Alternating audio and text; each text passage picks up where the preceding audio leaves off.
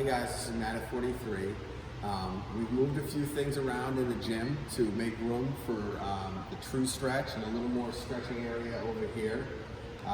This right here, I wanted to point it out, is one of the most underused and underrated pieces of equipment in 43.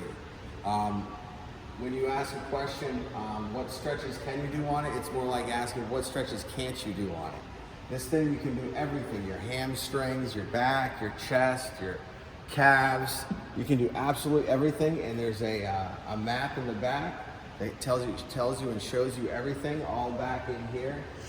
My personal favorite is I like to grab over here and twist and get my back a little bit right here, maybe get a few pops, and throw the leg up right here, stretch out the old hamstrings, lean in there. Just about everybody I know has tight hamstrings.